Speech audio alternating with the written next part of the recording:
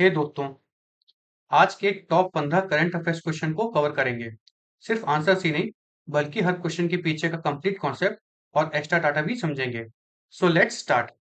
नमस्कार, मेरा नाम है Abhay Singh, current affairs for exam से। नॉर्वे में प्रधानमंत्री श्री नरेंद्र मोदी को कौन सा सम्मान प्रदान किया गया है? आपके ऑप्शन हैं friend, grand cross, polar star, order merit या नॉर्डिक मेडल। इसका सही जवाब है फ्रेंड्स, ग्रैंड क्रॉस। दोस्तों, हाल ही में प्राइम मिनिस्टर श्री नरेंद्र मोदी को मई 2026 के ओस्लो विजिट के दौरान नॉर्वे का highest civilian honour grand cross मिला है। ओस्लो में किंग हेराल्ड फाइव ने फॉर्मली पीएम मोदी को इस प्रेस्टिजियस अवार्ड से सम्मानित किया, जिसे हम royal Norwegian order of merit भी कहते हैं। और इसकी शुरुआत जो इन्होंने की थी वो 1985 में की थी। किसकी? यह अवार्ड देने की। और उसकी शुरुआत की थी किंग ओलाफ फाइव ने। यह पीएम मोदी का फॉरेन गवर्नमेंट से मिलने वाला 32वां इंटरनेशनल ऑनर है, जो इंटरनेशनल रिलेशन को मजबूत करने के लिए दिया जाता है। भारत और नॉर्वे के बीच साल 1947 से ही डिप्लोमेटिक रिश्ते हैं और दोनों देश मैरीटाइम अफेयर्स, फिशरीज और क्लाइमेट एक्शन पर मिलकर काम करते हैं। चलिए अगले प्रश्न पर आते हैं। भोजशाला मंदिर विवाद से कौन सी देवी जुड़ी हुई है? आपके ऑप्शन है फ्रेंड, लक्ष्मी देवी, सरस्वती देवी, दुर्गा देवी या काली देवी। इसका सही जवाब है सरस्वती देवी। अब इस बारे में हम क्यों पढ़ रहे हैं फ्रेंड्स? क्योंकि मध्य प्रदेश हाई कोर्ट ने हाल ही में मई 2026 को एक बड़ा फैसला सुनाते हुए धार डिस्ट्रिक्ट में स्थित डिस्प्यूटेड भोजशाला कॉम्प्लेक्स को गॉडेस सरस्वती, जिसे वाग देवी भी कहते हैं हम, का मंदिर डिक्लेयर किया है। जस्टिस विजय कुमार शुक्ला एवं जस्टिस आलोक अवस्थी की बेंच ने हिंदू फ्रंट फॉर जस्टिस की पिटीशन पर सुनवाई करते हुए आर्कोलॉजिकल सर्वे ऑफ इंडिया के साल 2003 का रेस्ट्रिक्टिव वर्शिप ऑर्डर खारिज किया है। एएसआई ने 22 मार्च से 30 जून 2024 के बीच एक साइंटिफिक सर्वे किया था, जिसकी रिपोर्ट के मुताबिक इस स्ट्रक्चर के अंदर पुराने हिंदू मंदिरों का आर्किटेक्चर कंपोनेंट्स पाए गए हैं। हिस्टोरिकल लिटरेचर के अनुसार भोजशाला को पुराने समय में गॉडेस सरस्वती की पूजा से जुड़े एक सांस्कृतिक लर्निंग सेंटर माना जाता था। चलिए अगले प्रश्न पर आते हैं। निम्नलिखित में से कौन सी कंपनी भारत के भंडारों में यूएई के कच्चे तेल का भंडारण करता है? आपके ऑप्शन है फ्रेंड, अरामको, एडनॉक, पेट्रोनास या गैसप्रोम। इसका सही जवाब है एडनॉक। दोस्तों, हाल ही में भारत और यूएई के बीच हुए एग्रीमेंट के तहत Abu Dhabi national oil company अर्थात एडनॉक अब इंडियन स्ट्रेटेजिक रिजर्व के अंदर 30 मिलियन बैरल तक क्रूड ऑयल स्टोरेज करके रख सकते हैं। इस स्ट्रेटेजिक कोलैबोरेशन एग्रीमेंट को आईएसपीआरएल और एडनॉक ने साइन किया है, जिसमें किसी भी कंपनी डिसरप्शन के समय इमरजेंसी स्टॉक पाइल पर पहला अधिकार रखता है, जो कि भारत का होगा, क्योंकि यह भारत में स्टोर होंगे। एडनॉक इस स्टोरेज की पूरी कॉस्ट खुद फाइनेंस करेगा और इसके लिए यूएई ने भारत में एडिशनल $5 बिलियन का इन्वेस्टमेंट कमिट किया है। भारत के पास फिलहाल विशाखापट्टनम, बेंगलुरु और पाडुर में अंडरग्राउंड केवंस हैं, जबकि फेज 2 एक्सपेंशन के तहत ओडिशा के चंदीखोल में नया इंफ्रास्ट्रक्चर प्रपोज्ड है। यह डील फुजारा स्टोरेज प्रपोजल के जरिए state of Hormuz choke point को बाईपास करने में मदद करेगी। चलिए अगले प्रश्न पर आते हैं। जीवन धारा मानव दूध बैंक का संचालन किस राज्य में होता है? आपके ऑप्शन है फ्रेंड, गुजरात, राजस्थान, पंजाब या उड़ीसा। इसका सही जवाब है राजस्थान। दोस्तों, Rajasthan neonatal and maternal health care को सपोर्ट करने के लिए कई ब्रेस्ट मिल्क डोनेशन इनिशिएटिव चला रहा है, जिसमें बाड़मेर डिस्ट्रिक्ट हॉस्पिटल का मदर मिल्क बैंक बेहद महत्वपूर्ण है। 4 मार्च 2018 को शुरू हुए बाड़मेर मदर मिल्क बैंक में ने मई 2026 तक टोटल 29,882 मिल्क यूनिट कलेक्ट कर लिए हैं, जिसमें लगभग 3,000 बच्चों की जान बचाने में मदद मिली है। इस बैंक में यशोदा मदर्स वॉलंटरी अपना सरप्लस दूध डोनेट करती हैं, जिसे -90 डिग्री सेल्सियस पर फ्रीज करके 6 महीने तक सुरक्षित रखा जा सकता है। किसी भी इन्फेक्शन से बचने के लिए डोनेट किए गए मिल्क का स्टोरेज से पहले HIV और बाकी मेडिकल स्क्रीनिंग किया जाना मैंडेटरी है। यशोदा प्रोग्राम का main objective infant mortality rate अर्थात शिशु मृत्यु दर को कम करना है और बच्चों को बेहतर न्यूट्रिशन देना है। चलिए अगले प्रश्न पर आते हैं। किस प्राधिकरण ने मई 2026 के दौरान भारत से चीनी निर्यात पर प्रतिबंध लगाया है? मैं निर्यात की बात कर रहा हूँ फ्रेंड्स। आपके ऑप्शंस हैं RBI, SEBI, DGFT या नाबार्ड। इसका सही जवाब है DGFT। हाल ही में भारत ने डोमेस्टिक मार्केट में चीनी की कीमतों को स्टेबलाइज करने के लिए और इंटरनल सप्लाई को मेंटेन करने के लिए मई 2026 में रॉ, व्हाइट और रिफाइंड शुगर के एक्सपोर्ट पर बैन लगा दिया है। DGFT अर्थात directorate general of foreign trade द्वारा जारी नोटिफिकेशन के मुताबिक शुगर एक्सपोर्ट को रेस्ट्रिक्टेड से हटाकर प्रोहिबिटेड कैटेगरी में डाला गया है, जो सितंबर 2026 तक वैलिड रहेगा। अक्टूबर 2025 से अप्रैल 2026 के बीच देश भर में शुगर की कीमतें 4% तक बढ़ गई थी, अर्थात चीनी की कीमतें 4% तक बढ़ गई थी, जिसके पीछे कम शुगर केन यील्ड और अल नीनो इफेक्ट के कारण मानसून प्रभावित होने की आशंका थी। ब्राजील के बाद भारत दुनिया का दूसरा सबसे बड़ा शुगर प्रोड्यूसर है, इसलिए इस बैन का असर इंटरनेशनल शुगर प्राइसेस और ग्लोबल सप्लाई चेन्स पर भी पड़ेगा।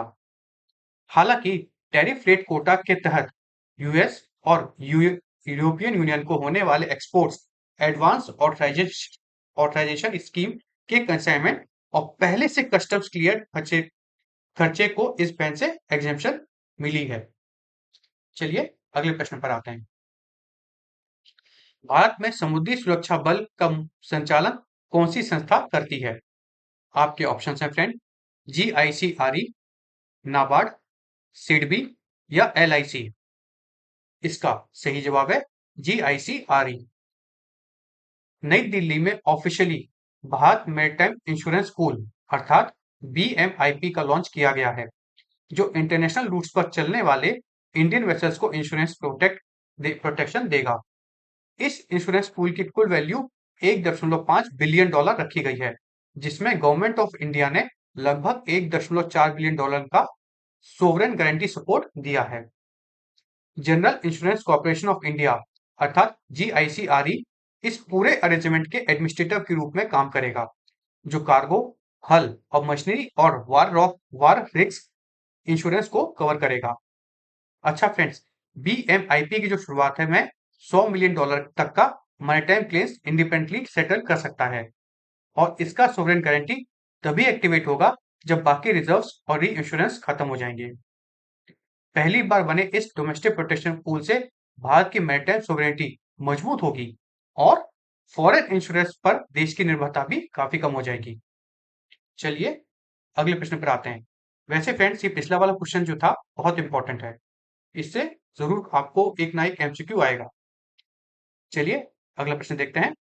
कौन सा खंड निर्माण कल्याण उपकर के लिए कानूनी आधार प्रदान करता है? आपके ऑप्शन है फ्रेंड, धारा 90, धारा 95, धारा 100 या धारा 110। इसका सही जवाब है धारा 100, सेक्शन 100। दोस्तों, गवर्नमेंट ऑफ इंडिया ने कोड ऑन सोशल सिक्योरिटी 2020 के सेक्शन 101 के प्रोविजन के तहत एम्प्लॉयर्स पर 1% का कंस्ट्रक्शन वेलफेयर सेस नोटिफाई किया है। यह नया नियम सितंबर 1996 के पुराने नोटिफिकेशन को रिप्लेस करेगा और सभी कमर्शियल कंस्ट्रक्शन प्रोजेक्ट पर बिना किसी बजट लिमिट के लागू होगा। हालांकि उन रेसिडेंशियल हाउसेस को इस सेस से छूट दी गई है जिनकी कुल कंस्ट्रक्शन कॉस्ट 50 लाख से कम थी, जबकि पहले यह लिमिट 10 लाख की थी। कलेक्टेड सेस का पूरा पैसा बिल्डिंग और other construction workers welfare board के पास जाएगा, जो अनऑर्गेनाइज सेक्टर्स के वर्कर्स को हेल्थ, पेंशन और एजुकेशन में हेल्प करता है। चलिए अगले प्रश्न पर आते हैं। Hormuz state of Hormuz Iran और किस देश के बीच स्थित है?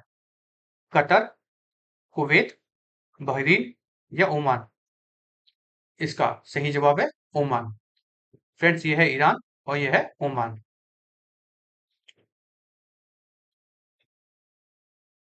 चलिए अगले प्रश्न पर आते हैं। किस मंत्रालय ने मई 2026 के दौरान संशोधित हाइड्रोकार्बन रॉयल्टी दरों को अधिसूचित किया है? आपके ऑप्शन है फ्रेंड। पेट्रोलियम मंत्रालय, कोयला मंत्रालय, विद्युत मंत्रालय या वित्त मंत्रालय? इसका सही जवाब है पेट्रोलियम मंत्रालय। मिनिस्ट्री ऑफ पेट्रोलियम और नेचुरल गैस ने मई 2026 में ऑनशोर, ऑफशोर और डीप वाटर हाइड्रोकार्बन फील्ड्स के लिए नए रॉयल्टी रेट्स नोटिफाई किए हैं। इस नए स्ट्रक्चर के तहत ऑनशोर क्रूड ऑयल रॉयल्टी को 16.66% से घटाकर 10% और ऑफशोर को 9.09% से घटाकर 8% कर दिया गया है। यह जो बदलाव किए गए हैं फ्रेंड्स, यह इस हेल्प और डीएसएफ अर्थात डिस्कवर्ड स्मॉल फील्ड पॉलिसी के तहत किए गए हैं, जिसका मुख्य मकसद डोमेस्टिक प्रोडक्शन को बढ़ाकर भारत की एनर्जी सिक्योरिटी को मजबूत करना है। फ्रेंड्स, एक छोटी सी छोटी डेवलपमेंट जो होती है, वह कहीं ना कहीं किसी मेजर प्लान का हिस्सा होती है। इसलिए हर डेवलपमेंट, हर क्वेश्चन को हमें बारीकी से पढ़ना चाहिए कि उसके पीछे का मकसद क्या है। इससे हमें बहुत कुछ सीखने को मिलता है। चलिए अगले प्रश्न पर आते हैं। विश्व माप दिवस, विश्व माप विज्ञान दिवस किस महत्वपूर्ण अंतरराष्ट्रीय संधि की याद में मनाया जाता है? आपके ऑप्शन है फ्रेंड। क्योटो प्रोटोकॉल, मीटर सम्मेलन, जीविना जिनीवा सम्मेलन या वियना सम्मेलन? इसका सही जवाब है मीटर सम्मेलन, मीटर कन्वेंशन। दोस्तों, साइंटिफिक मेजरमेंट और इंटरनेशनल कमर्शियल यूनिफॉर्मिटी को बढ़ावा देने के लिए हर साल 20 मई को वर्ल्ड मीटियोलॉजी डे मनाया जाता है। इस दिन की शुरुआत फ्रेंड्स 20 मई 1875 को पेरिस में 17 देशों द्वारा मीटर कन्वेंशन साइन करके की गई थी, जिसे अब यूनेस्को भी सपोर्ट करता है। सारी दुनिया में यूज होने वाले मॉडर्न एसआई यूनिट्स को साल 2019 के हिस्टोरिक रीडिफिनिशन के दौरान यूनिवर्सल नेचुरल कांस्टेंट से जोड़ दिया गया था। भारत में CSIR NPL अर्थात national physical laboratory official measurement standards और एटॉमिक टाइम सिस्टम्स को मेंटेन करता है। चलिए अगले प्रश्न पर आते हैं। किस देश ने अंतर्राष्ट्रीय स्तर पर विश्व मधुमक्खी दिवस की स्थापना का प्रस्ताव रखा था?